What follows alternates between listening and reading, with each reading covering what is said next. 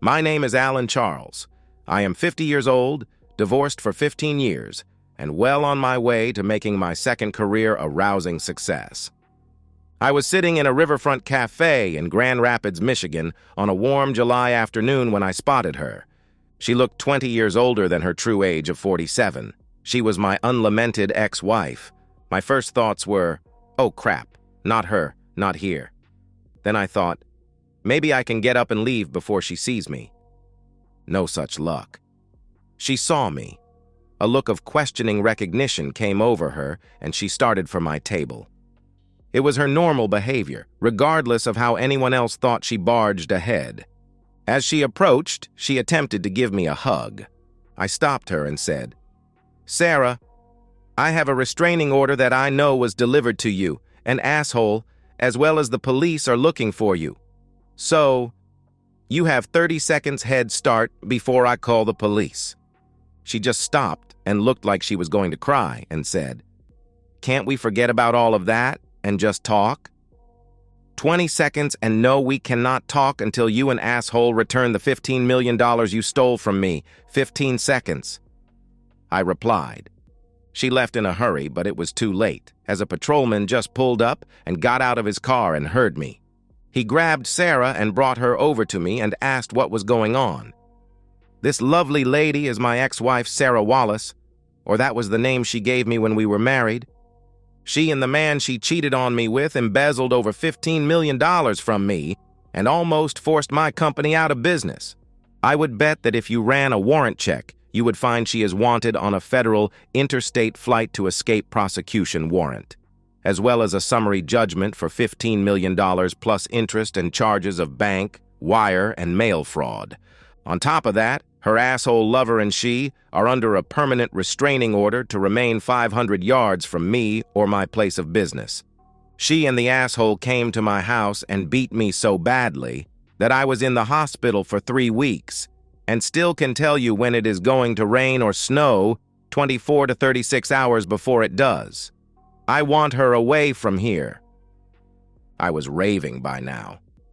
In my briefcase here is a copy of the restraining order and a signed receipt from her own hand, witnessed by her lawyer at the time. "Is that true, ma'am?" the officer asked. "The restraining order is true, but we did not steal any money. I was entitled to it because I was married to this man for 7 years. I also have a copy of the divorce decree and the prenup, which shows that she was not to have any part of my business. I knew I would run into one or the other of them, so I have carried those papers all this time." I continued. "This woman and I were married, and when I found her in our marriage bed with my vice president, I filed for divorce. I then discovered the theft of money from my company. They both left town just a few miles and minutes ahead of the FBI and then flew somewhere where the U.S. authorities could not get to them. I'm amazed she came back." "Ma'am, turn around and place your hands behind your back," the officer said, and when she did, he handcuffed her and told her he was taking her to the city lockup until this was all cleared up one way or the other. He then asked, "Sir, would you please follow me to the lockup?" "Sure," I said. "Let me pay for my coffee and I will follow you." I paid, and as I was walking to my car, I called my longtime attorney, Jack Collins, and told him to bring every piece of paper we had on Sarah. I met Sarah when the company I created after I left the Army was having a product show at a local hotel. I and several of my company officers were on hand to meet and greet, as well as answer questions. A young lady came up, said she was Sarah Davidson, and asked if we were looking to fill any specific positions in our company. When I asked what type of position she was looking for, she answered, "Ideally, I am looking to work in accounts receivable or payable, as my degree is in accounting." At the time, we had an outside accounts receivable or payable firm, but the contract was coming up for renewal.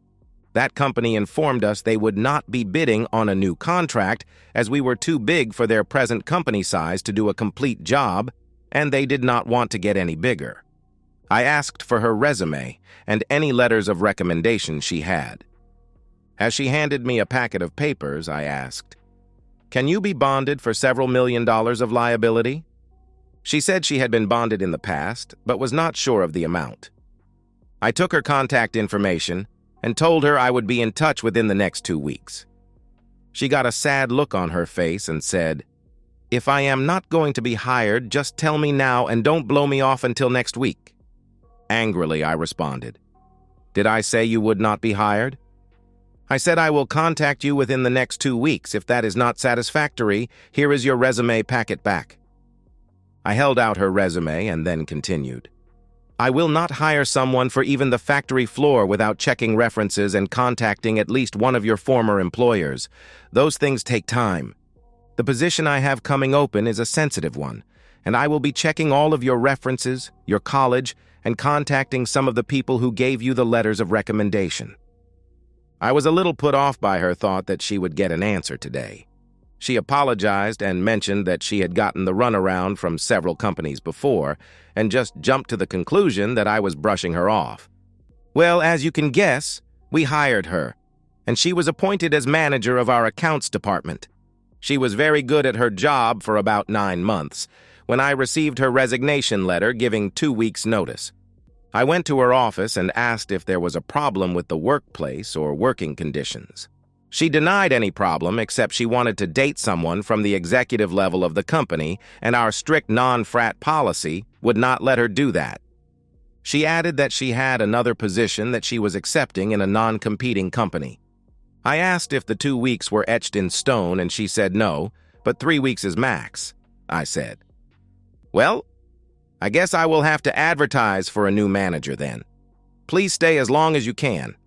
Is there someone in your department who you think could take over as a temporary manager?" she said. "Frank Wilson can not only take over as a temporary manager, but I told him to apply for the position as a permanent replacement for me." I said, "Okay, I will talk to Frank." I did, and I promoted him to the position. I regretted that decision later. I ran into Sarah a few weeks later on a weekend of food shopping. I offered to buy her lunch and have a chat. She accepted. We went to the mall food court for nasty pizza and coffee. I asked her about her new job, and she said she liked it, and that she did not realize how much work she was required to do at our shop until she took her new job. She said the new job is a snap compared to ours. I asked if she was dating anyone in our company, as that was the reason she gave for leaving. She just laughed and said with a smirk on her face, "You haven't asked for a date yet." To say I was gobsmacked is an understatement. Sarah was a beautiful, smart, and funny person, but I had not looked at her as dating material. I thought about it for a few seconds before saying, "How about a play next Friday? It starts at 8, and I can get tickets for either Friday or Saturday and can take you to dinner before or after the play." She said Friday was okay. That started 15 months of dating. I finally asked her to marry me. She said yes. The company attorney advised me to have a prenup in place. Sarah was a little peeved, so I said, "If you sign the prenup, I will set you up with a trust equal to 10% of the profits yearly for the term of our marriage. The only proviso is if we were to divorce for your adultery, you get nothing. If we were to divorce for my adultery, you get triple the amount contained in the trust. You will not have access to the trust for a period of 10 wedded years." She signed. We were married and had an exciting honeymoon. When we returned to normal life, we moved into a house I had purchased after my company had taken off. It was fully paid for, and I owed nothing on my company buildings or equipment. We seemed, to me, to have a very happy marriage. Children had been discussed, and the decision was delayed. We were not strong party people, but went to both companies' functions. 7 years after we were married, Sarah started to get distant. It was at a promotion party that I first noticed something hinky. Frank Wilson was being announced as the new vice president in charge of corporate finance. There were also several others who would be promoted that year. Sarah and I arrived a few minutes early, as I had a habit of doing.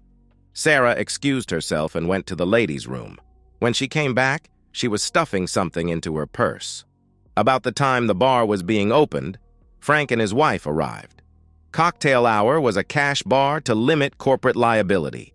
I do not drink, as I discovered an affinity to alcohol that I could not control while I was in the military. On seeing Frank, Sarah deserted me. She went to him and basically pushed Frank's wife Mandy out of the way. I could see Sarah whispering something in his ear. Mandy looked lost. Let me describe Mandy. She was a pretty but extremely shy lady, about 5'5" tall and maybe 110 pounds. She was built and stooped, hiding her well-endowed breasts. Actually, shy is not an apt description. Imagine a mouse in a cage with the door on a timer in a room full of hungry cats. If she could find Discoverway, she would melt into the wall. I was sure that she was here only because of Frank's promotion. I walked over, and Sarah separated herself from Frank like he was electric, and she was standing in a puddle. Mandy looked up at me and smiled. She never seemed to be shy around me. Sarah looked guilty. The schedule of events for the party were cocktail hour, actually 30 minutes, dinner, presentations, and dancing.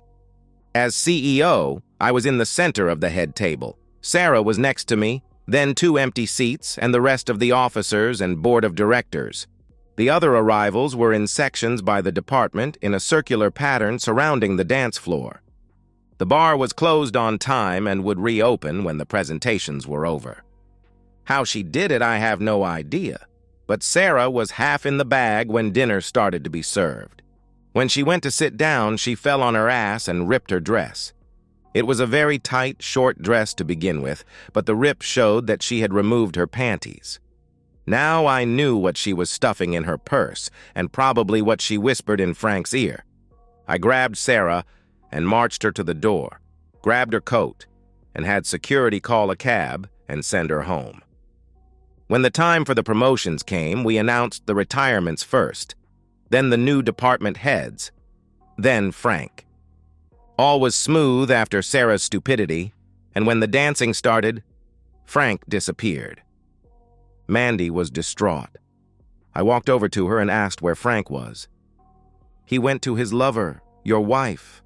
I have no way home, and Frank has told me if I don't make a fuss, he will give me a quiet divorce and leave. Then she started to cry. I grabbed Mandy and we left the affair. I started to take her to their home when she asked me to take her with me to my house. When we arrived, I blocked Frank's car so he could not get out. Then I let the air out of all of the tires on Sarah's car. She wasn't going to go anywhere in that car. When I finished outside, I took Mandy inside.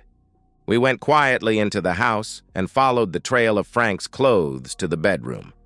I had grabbed my digital camera off the dining room buffet and continued on to the master bedroom. Frank and Sarah were both unaware of us until I started to take pictures. Even though it was digital, it still made some noise, and the flash was very bright.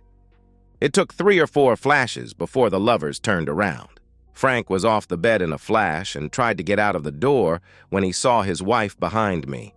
He wilted. Sarah just pulled the covers off of her and laughed.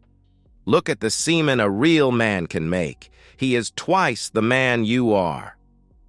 I just shook my head and calmly said, Sarah, you have exactly 15 minutes to get dressed and call a cab to take you wherever you want to go. You are no longer my wife. If you are not gone by then, I will hand Mandy one of my golf clubs and let her have it at you. Frank, you're fired. You will not be allowed into the offices anymore. We will go through your office, and any personal property will be sent to wherever you want it to go. I turned to go to the living room, and Frank must have seen his chance. First, he cold-cocked his wife. 1 punch and she was out like a light. Then, before I could react, he gave me a headbutt that made me see stars and drove me to my knees. Then he started punching me. My lovely wife was not a passive bystander. She had grabbed a lamp from the bedside table and proceeded to beat me with it. The last thing I saw was the lamp coming down for the second time. I woke up in the hospital 3 days later. Mandy had recovered and called 911. The ambulance and the police arrived at the same time. The police secured my house, and the ambulance transported both Mandy and me to the hospital. While I was out of it, a manhunt was on for the 2 lovers. They were found and charged with attempted murder and assault. Both were also charged with spousal abuse. They made bail and disappeared. When I got back to work, the new accounting manager informed me of the missing money. I called the police again, and a warrant was issued for the two of them for embezzlement and conspiracy. I got the restraining orders, and Mandy and I both got quick divorces for abuse and adultery. Mandy clung to me to the point where I finally asked her to move into my spare bedroom. I had always liked her, and she seemed to be comfortable with me, so it was not a hardship for me. We lived like brother and sister, except we went out to dinner and plays and movies and such. She was, and still is, very good company. It took over a year, but the bonding agency finally restored the stolen money. The company was back on solid footing. About this time, a large competitor made an offer to purchase the company. The negotiations were long, but when they were over, I got a bucket of money, a golden parachute, and kicked out. At least I made sure that the employees were either guaranteed 5 years of employment or the equivalent pay. The competitor shuttered the place almost immediately. Everyone got paid, but it cost the bastards when we had to take them to court when they tried to file for bankruptcy for only that division. They lost and had to pay per the contract and everyone's legal expenses too. I started a new company doing mostly custom work, and we slowly built the company where nearly all of my old employees were working for me again. One notable employee was Mandy. She was and is my personal assistant. Sarah was finally arraigned on all of the charges. She told the police that Frank was dead from a bar fight in Rio de Janeiro. She also told the cops where the unspent part of the money was. The bonding agency recovered almost $12 million. Sarah asked for 15 minutes to talk to me before she entered a guilty plea to all charges. We were taken to a small office in the courthouse. Sarah sat and looked at me for several seconds. I said, 15 minutes? I can be silent for that long, but if you intend to be, I'm leaving. Also, don't bother to apologize. You not only hurt me and Mandy, you and the asshole almost cost over 100 people their livelihoods. I just barely managed to save the company until the bonding agency paid up. Just so you know, the bonding agency thought I was in on the scheme. That is why they took so long to pay. I know you don't want to hear it, but I am sorry. She started. Frank and I were lovers for the entire time I worked for you until he died.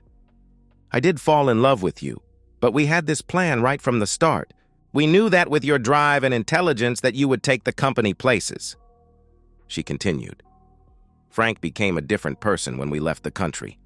He became an abusive drunk and a serial cheater. I just wanted you to understand that I cared for you, but it was always about the money. With that, she got up and was escorted to the courtroom, where she was sentenced to 10 to 15 years for the attempted murder, 5 to 10 years for bail jumping, and 15 to 25 years for the embezzlement. All sentences were to be served consecutively. She was going to die in prison or be at least 70 before she was eligible for parole. Mandy had blossomed with Frank's leaving the scene. She finally took my advice and saw a therapist. She gained a lot of self-esteem, and we finally stopped playing brother and sister. About 5 years after Frank and Sarah left, we got married. Our 10-year anniversary is coming up this year, and we are going to Hawaii. Mandy wanted kids, but we found out I was sterile. Seems one of the punches Frank delivered was to my testicles, and it ruptured them. We decided to adopt, and one of the people from work had a niece who had lost her parents. Julie was 7 when we adopted her, and like Mandy of old, she was subdued until we told her she was now part of our family. We are coming up to 10 years together with a 14-year-old daughter. She is looking forward to Hawaii. Life is good. And that's the end of today's story. If you enjoyed it, please give this video a thumbs up and drop a comment below. Your support helps the algorithm push my content further. If you're new to the channel, don't forget to hit that subscribe button. It really helps me keep creating more stories for you. Thanks for watching, and I'll see you in the next one.